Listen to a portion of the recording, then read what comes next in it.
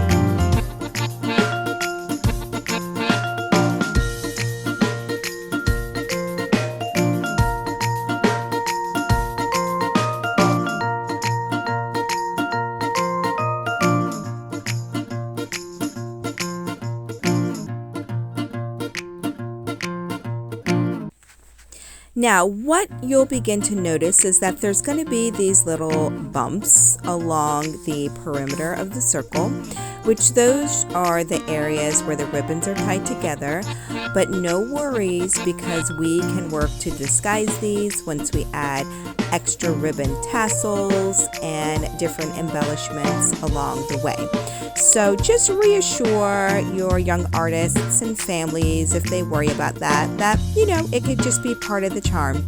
and the different varieties and different textures of ribbons that are used throughout this creation process are gonna have different sizes of little bumps, but just know that it's part of the charm. So I've wound this ribbon around, and as you can see, I've met up with the teal ribbon that I used to create my loop. No worries, I'm just gonna add another ribbon to join the two together, and it probably will cover up some of that teal, but that's no problem. Easy correction, easy fix. And here you go. Here's my completed ring for our Dreamcatcher. I have my hook already installed, but again, you can tie this on after you have added all of your ribbon around the perimeter. Alright, so now we're going to focus on the center portion of our Dreamcatcher. I'm going to choose to use this pink yarn here. I've wrapped the yarn around my 2 fingers about 36 times, but this again will depend on the size of the ring that you're using to determine how long you want it to be. And it also can be trimmed off once the center is created to the liking of each individual artist.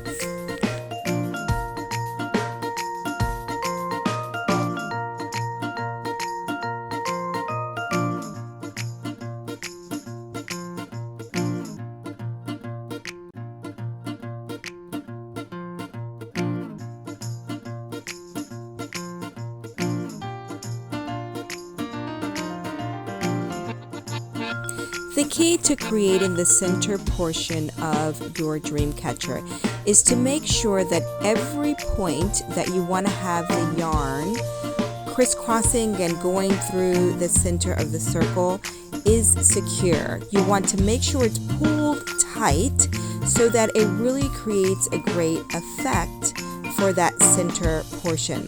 Once you've wound it around a portion of the ring and you're ready to transition it to another side of the ring, make sure to pull it very tight.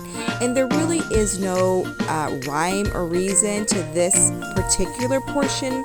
The key is just to make sure that you're creating a zigzag pattern or a web of sorts, and that each line as it crosses over each other is tight.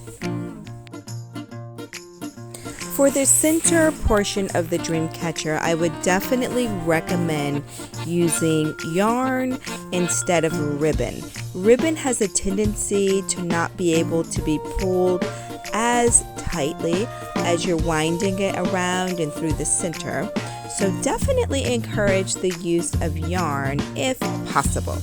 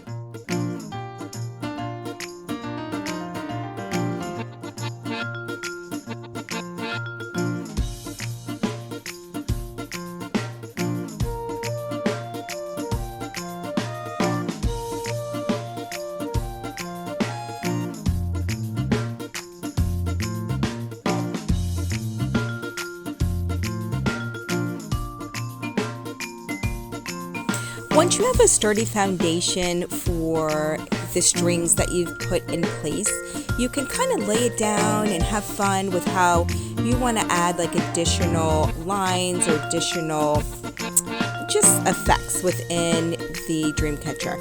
And you'll even see here, I pulled the string and then I wasn't happy with it, so I changed it up. But the key is to get the like almost those four corners in place.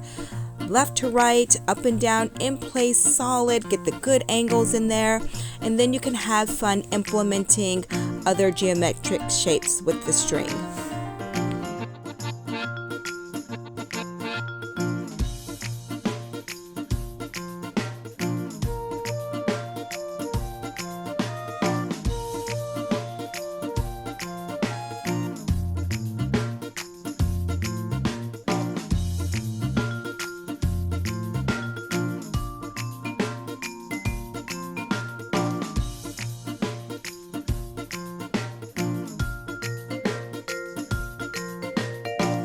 Once the students have found that they love what they've created in the center of their Dreamcatcher, they can decide at what point they want to trim any excess yarn. The key is that they want to make sure to tie it off very tightly before they cut off any excess yarn.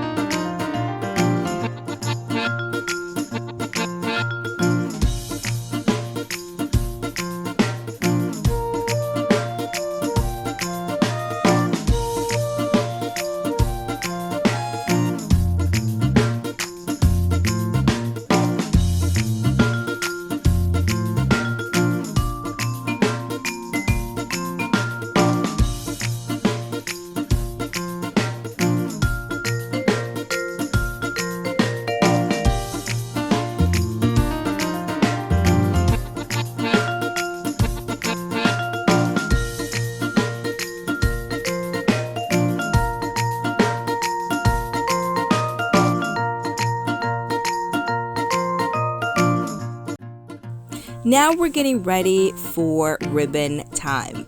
This is really artist's choice. It's going to be at the bottom of the circle. And to gauge the bottom, just do it at the opposite end where they create their hanging loop. The way that I chose to do this is I decided I would tie the ribbon at various lengths. So some I tied with only a little piece of excess ribbon hanging, and some I chose to almost tie the ribbon in half as it's hanging from the bottom of the ring here. So what you also want to pay close attention to is where are those little knots. Like, this is a great opportunity to tie ribbons from there to disguise them. Based on the number of ribbons that you have remaining, and also based on the size of the rings, that will help you determine how many ribbons to hand out to each individual student.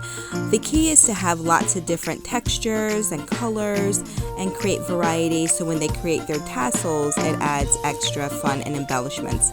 As you see here, I'm experimenting with how I would like to incorporate this feather into the center of my Dreamcatcher. So as you've handed out the ribbons to your participants, also hand out your beads and your feathers, and allow them to have fun at how they want to incorporate them inside their piece.